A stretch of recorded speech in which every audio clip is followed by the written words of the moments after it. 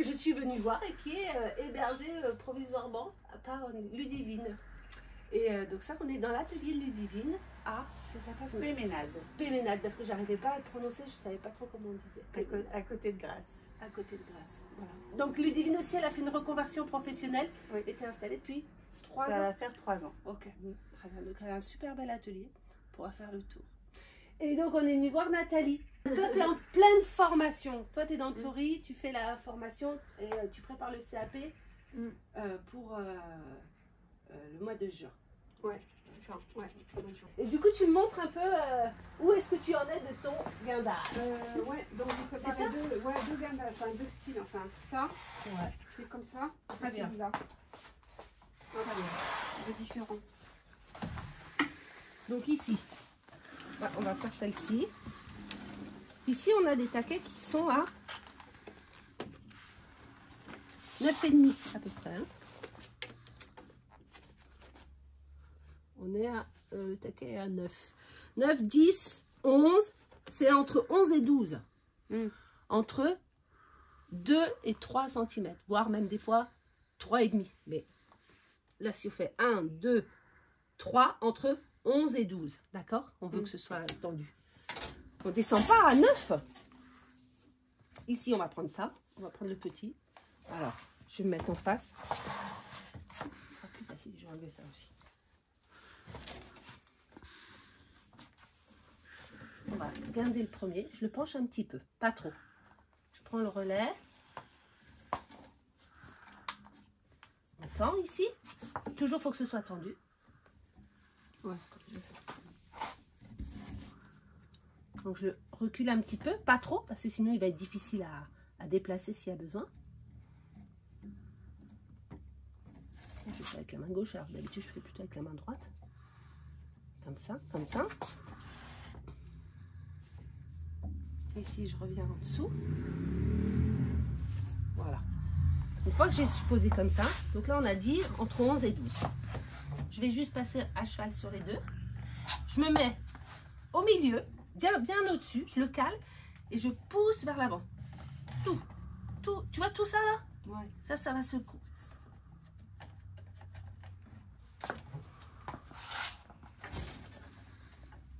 Et là, on a 11,5. C'est ça qu'on veut. Ouais, sur celui-là, ouais. Bah alors, il n'y a pas de problème.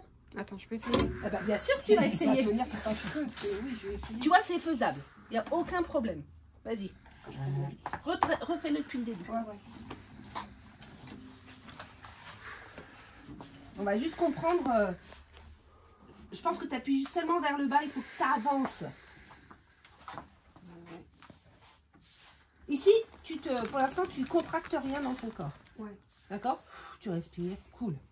C'est juste bloqué dans le pouce et l'index. Ici. Ici, tu veux que ce soit tendu. Tu tires un peu en arrière. Voilà. Et là, c'est tendu. Tire-le bien vers l'avant. Voilà. Oui. Un petit peu en arrière. Et hop, reviens en avant. Voilà.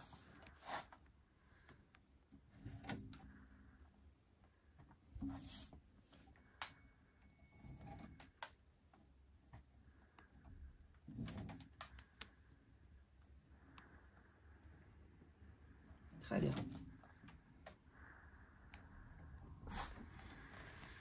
À cheval sur les deux.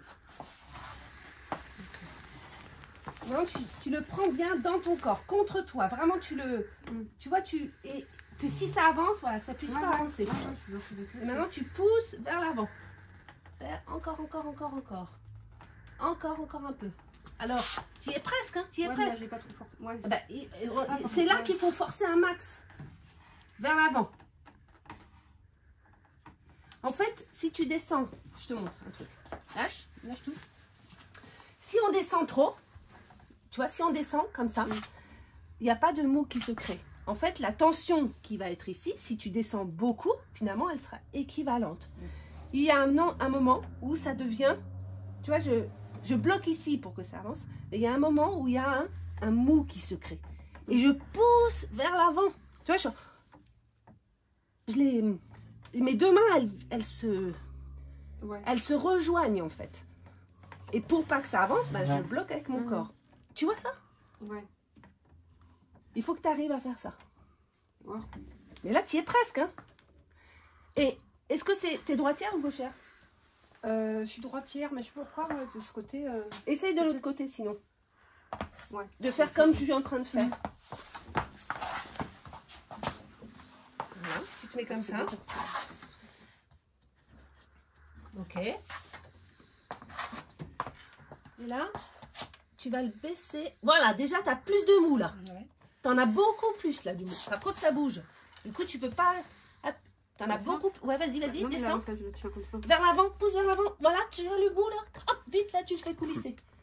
Sinon, tu vas appuyer longtemps. Ouais. Il faut réussir à... Pense quand il y a du mou, tout de suite, tu le desserres, tu le resserres instantanément. Il faut coordonner les deux. Il faut que ce soit... Le problème, c'est qu'elle utilise cette main pour bloquer exactement. le fauteuil. Regarde, je te pour qu'elle soit libre. C'est exactement ça. C'est exactement ça. Là, quand tu pousses, tu retiens le fauteuil avec ta main gauche. Ouais. Moi, tu vois, pour retenir le fauteuil, je prends mon corps. Tu vois, mes épaules, elles sont là-haut. Ouais. Et ça évite que ça... Je les rejoins, mais si c'est bloqué ici, tu peux pas le desserrer, ton nœud. Donc, tu vas... C'est bloqué où? Regarde. Tu utilisais ta main pour arrêter le fauteuil. Voilà. Et cette main doit être libre pour pouvoir tirer sur quand il y a le mou qui se crée, que tu puisses tendre le fil, quoi. Regarde, si je bloque ma main gauche, là, comme ça. D'abord, tu as plus de force de ce côté, c'est clair. On l'a vu tout de suite. Hein. Même toi, tu l'as vu. Hein. Donc, ce côté-là, il est mieux pour toi. Là, quand tu pousses vers la traverse, là, cette main gauche, elle retient le fauteuil. Enlève ta main parce que si tu es toute seule, il n'y aura personne pour te tenir. Ouais. Donc, effectivement, si je lâche, bah, il y a tout qui s'en va. D'accord?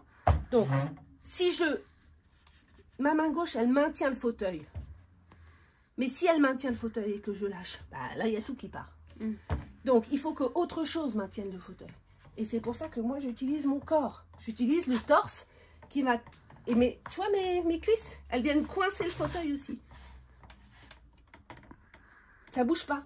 Tu vois, si je peux laisser comme ça, qu'est-ce que c'est qui tient? C'est là. Donc, c'est ici qu'il y a des muscles qui se font aussi. Et là, j'ai mon torse qui tient le dossier. Et là, tu as du mou. Tu peux. Tu comprends? Ouais. C'est juste la coordination, en fait, entre les deux mains qu'il faut que tu arrives à faire.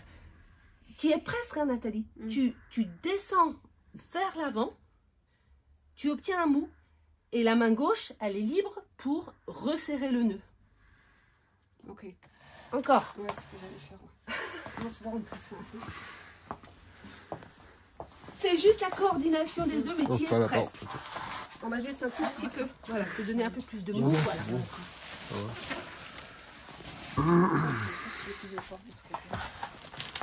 Et là, tu vois, tes jambes, utilise ton corps, tes jambes, tes cuisses pour tout tenir, pour pas que ça bloque, ça glisse vers l'avant. Voilà. Là, ça bloque. Voilà. Vas-y. Et ben là, voilà. Et là, et voilà. Voilà.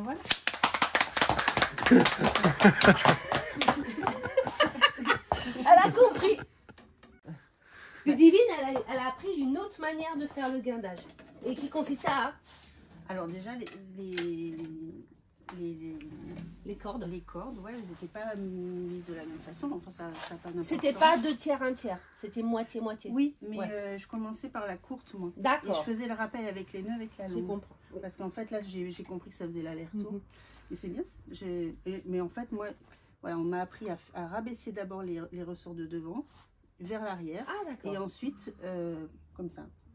Mais j'arrivais au même résultat. Hein. D'abord en travers. Ouais. Et en commençant par la première ligne. Ouais. Après au milieu, après l'arrière. Et du coup, tu fais en fonction de la hauteur des... Donc, si cette méthode te paraît plus intuitive, pour moi, il n'y a aucun problème. Parce qu'en fait, quelle que soit la manière dont vous faites le guindage, c'est pas ça qui va être jugé. Ce qui va être jugé, c'est si vous avez respecté la hauteur et la propreté des nœuds, la cohérence du guindage de manière générale. D'accord? Donc, en fait, quelle que soit la manière dont vous faites le guindage, ce qu'il faut, c'est que vous arriviez à l'objectif. Et effectivement, dans ce sens-là, ça peut être aussi intéressant. Tu pourrais essayer avec sa méthode. Ouais, mais j'ai commencé avec ta méthode. Donc maintenant, tu vas te concentrer sur ça. Appris, Ouais. Très bien. Ouais, Pour l'instant, c'est ma méthode à moi. Après, plus tard, peut-être qu'on ne sait jamais. Ouais.